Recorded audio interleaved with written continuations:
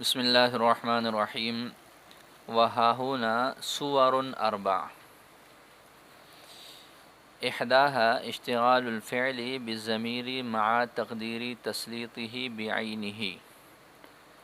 اس سے پہلے مصنف رحمۃ اللہ علیہ نے ما اضمر عاملہ علی شریطۃ التفسیر کا تعارف کروایا کہ اس سے مراد ایک ایسا اسم ہے جس سے پہلے فعل ہو، نہیں،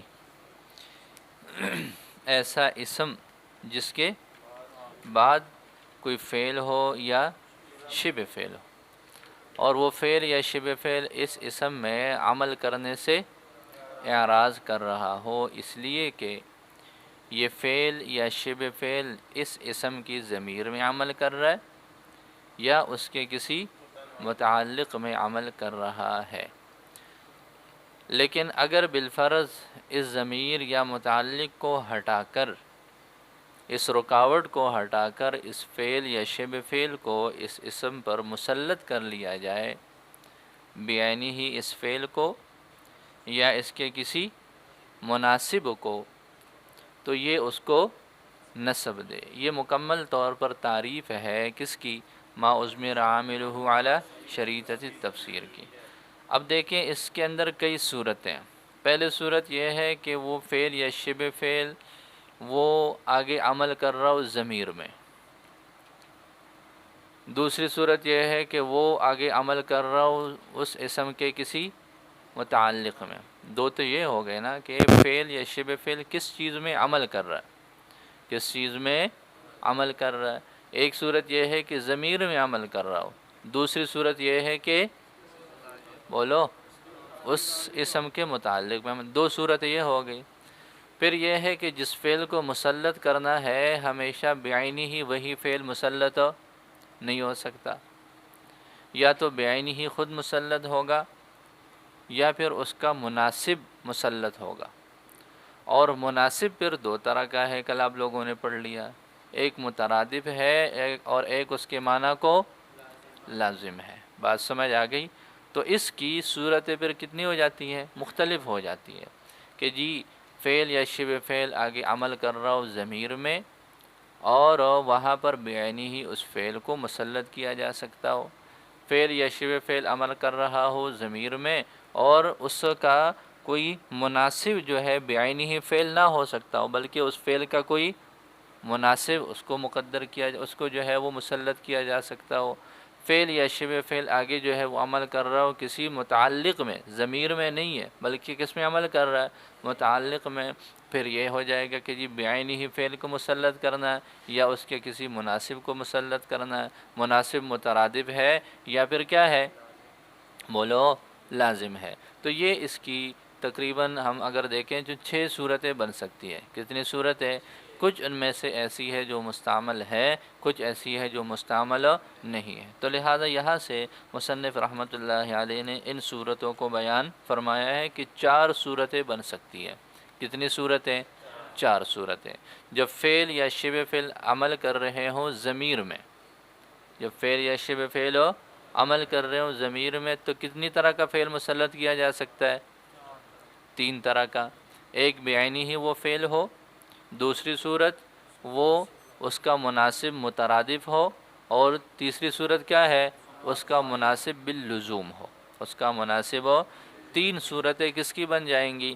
3 صورتیں بن جائیں گی جب فعل یا شبہ فعل آگے مشغول ہو بالضمیر ہو، مشغول ہو بالضمیر ہو تو کتنی طرح کا فعل مسلط کیا جا سکتا ہے؟ 3 طرح کا۔ بعینہ ہی وہ فعل، اس کا مترادف یا پھر اس کا جو لازم ہے اس کے معنی کو۔ دوسری صورت یہ ہے کہ فعل یا شبہ فعل آگے مصروف ہو، مشغول ہو، کس کے ساتھ ہو؟ متعلق کے ساتھ۔ تو صرف ایک صورت ہو سکتی ہے، بعینہ ہی وہ فعل بھی نہیں ہو سکتا، اس کا مترادف بھی نہیں ہو سکتا، بلکہ اس کا جو لازم ہوتا ہے وہ ہو سکتا ہے۔ اس وجہ سے کتنی صورتیں بن سکتی ہیں؟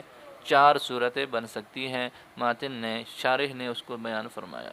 وہاں ہونا صور اربع، اور یہاں پر کیا ہے؟ 4 صورتیں ہیں۔ احداہا، ان میں سے پہلی صورت، اشتغال الفعل بالضمیر، فعل کا مشغول ہونا کس کے ساتھ؟ ضمیر کے ساتھ، مع تقدیری تسلیتی ہی بعینی ہی، بعینی ہی اسی فعل کو مسلط کرنے کی تقدیر کے ساتھ۔ فعل یا شبہ فعل مشغول ہے ضمیر میں، اور جس فعل کو مسلط کرنا ہے وہ کیا ہو؟ بعینی ہی وہی فعل ہو جو مذکور ہے۔ یہ پہلی صورت ہو جائے گی۔ والثانیۃ، اور دوسری صورت اشتغالہ بالضمیر، اس فعل کا ضمیر کے ساتھ مشغول ہونا، مع تقدیری تسلیطی ما یناسب الفعل بالترادف، اس چیز کو مسلط کر لینے کے ساتھ جو اس فعل کے مناسب ہے ترادف کے ساتھ، جو اس فعل کے مناسب ہے کیسے؟ یعنی اس فعل کا مترادف بالمعنی ہو۔ والثالثۃ، اور تیسری صورت اشتغال الفعل بالضمیر، یہ تینوں صورتیں کس کی ہے؟ ضمیر کی ہے۔ تینوں صورتیں کس کی آ گئی؟ فعل کا مشغول ہونا ضمیر کے ساتھ، مع تقدیری تسلیطی ما یناسب الفعل باللزوم، اس چیز کو مسلط کرنے کی تقدیر کے ساتھ جو اس فعل کو مناسب ہو لزوم کے ساتھ، جو اس فعل کو مناسب ہے۔ یہ تین صورتیں ہو گئی۔ کون سی تین صورتیں؟ کہ یہ فعل یا شبہ فعل آگے عمل کر رہے ہیں کس میں؟ ضمیر میں، اسی کے ساتھ مشغول ہے۔ اب جس فعل کو مقدر کرنا ہے، مسلط کرنا ہے جس فعل کو، اس کی تین شکلیں ہو سکتی ہیں۔ بعینی ہی اس فعل کو مسلط کرنا ہے، اس کے مترادف کو مسلط کرنا ہے، یا اس کا مناسب باللزوم کو مسلط کرنا ہے۔ تین صورتیں یہ ہیں۔ اب اگلی صورت یہ ہے کہ اشتغال الفعل بالمتعلق، کہ یہ فعل کا مشغول ہونا کس کے ساتھ ہو؟ متعلق کے ساتھ۔ ولا يتصور حینئذ، اور اس وقت متصور نہیں ہے، الا تقدیر تسلیط الفعل المناسب باللزوم، مگر ایسے فعل کو مسلط کرنے کی تقدیر کے ساتھ جو مناسب ہے لزوم کے ساتھ، جو مناسب ہے لزوم کے ساتھ۔ اس وجہ سے مصنف رحمۃ اللہ علیہ نے آگے مثالیں کتنی دی ہیں؟ 4 مثالیں دی ہیں۔ کتنی مثالیں دی ہیں؟ جن میں سے 3 کس کی ہیں؟ ان صورتوں کی ہیں جہاں پر فعل یا شبہ فعل عمل کر رہے ہوں کس میں؟ ضمیر میں، اور ایک صورت ہو جائے گی اس کی جہاں پر وہ فعل یا شبہ فعل ضمیر میں نہیں بلکہ متعلق میں عمل کر رہے ہوں۔ تو فرماتے ہیں ولہذا اورد، اور یہ ایک اعتراض کا جواب بھی ہو جائے گا۔ متن میں کیا ہے؟ متن میں ہے کہ جی زیدن ضربتہ زیدن مررت بہ، 4 مثالیں دی ہیں، تو ممثل لہو کے سمجھانے کے لیے تو کتنی مثالیں چاہیے؟ ایک کافی ہے۔ ایک قاعدہ بیان کیا، اس کی وضاحت کے لیے ایک مثال دے دی، تو 4 مثالیں دینے کی کیا ضرورت؟ تو اس کا جواب آپ لوگوں نے پڑھ لیا کہ اصل میں یہاں پر جو صورتیں ہیں وہ کتنی ہیں؟ وہ 4 ہیں، تو مثالیں بھی 4 دی ہیں۔ وَلِهَذَا أَوْرَدَ الْمُصَنِّفُ، اسی وجہ سے مصنف نے وارد کی ہے 4 امثلۃ، 4 مثالیں، 3 منها، 3 ان میں سے للمشتغل بالضمیر، ضمیر کے ساتھ مشغول ہونے والے کی ہے، باقسامہ الثلاثہ، اپنی 3 قسموں سمیت، وواحد، اور ایک للمشتغل بالمتعلق، اس فعل کے لیے ہے جو متعلق کے ساتھ مشغول ہے۔ جی بات سمجھ آ گئی؟ اب آپ لوگوں نے پڑھ لیا کہ 3 مثالیں وہ ہیں جہاں پر فعل آگے مشغول ہے ضمیر کے ساتھ، اور ایک مثال ہے کس کی؟ وہ متعلق کے ساتھ مشغول ہو۔ تو 3 ایک طرح کی کیا آپ دونوں مسلسل مصروف نظر آ رہے ہیں؟ مصعب خان کس کے ساتھ لگے ہوئے ہو؟ ایسے تو نہ کہو۔ یاسر کیا بات ہے؟ کچھ بھی نہیں ہے؟ یہ پاگل ہو گیا یا اس کا کوئی دماغی مسئلہ ہے؟ کوئی مسئلہ ہے؟ پھر بار بار آپ ہنسی جا رہے ہو، تھوڑی دیر کے بعد ہنس لیتے ہو، پھر آگے سے کہتے ہو کہ کوئی مسئلہ بھی نہیں ہے اور میں کسی کے ساتھ لگا ہوا بھی نہیں ہے۔ تو اگر آپ اکیلے ہنس رہے تو پھر تو آپ کو علاج کے لیے لے کے جانا پڑے گا۔ کوئی مسئلہ نہیں ہے، کچھ ہو نہیں رہا ہے، ایک بندہ ویسے ہی ہنس رہا ہے تو اس کا کیا مطلب ہے؟ بولو کیا ہے اس کو؟ پاگل پن ہے، بے وقوف آدمی۔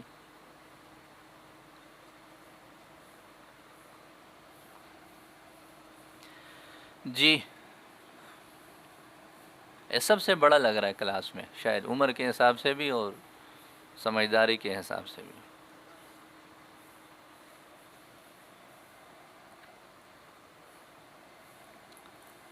کیا ہے؟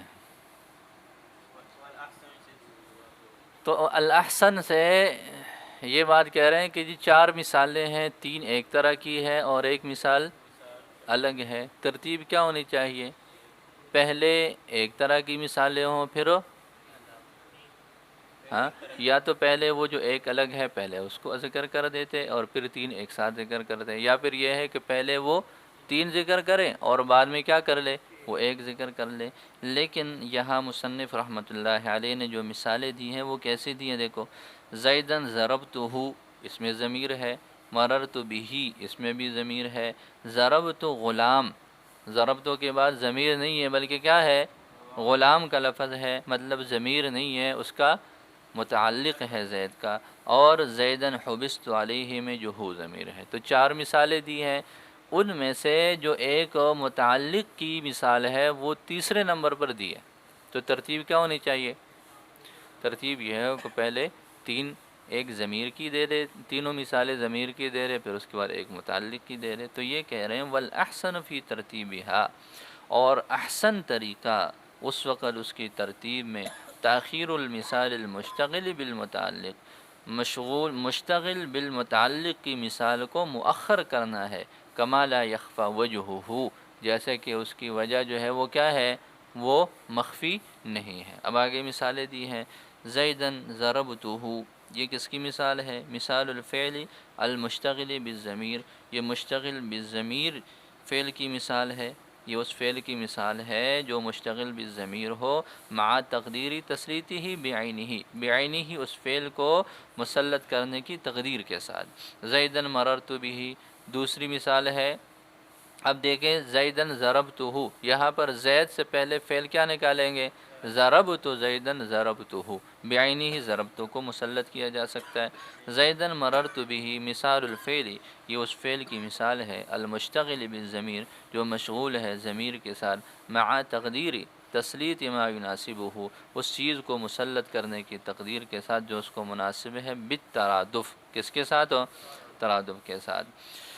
فَإِنَّ مَرَرْتُ، پس بے شک یہ جو مررتو کا لفظ ہے، بعد تعدیتہ بالبا، با کے ساتھ متعدی ہونے کے بعد، مرادف لجاوزتو، یہ جاوزتو کے مترادف ہے۔ مررتو کا صلہ جب با آ جائے، اس کے ساتھ جار اور مجرور، حرف جر با کا استعمال ہو، تو اس کا معنی ہوتا ہے جاوزتو۔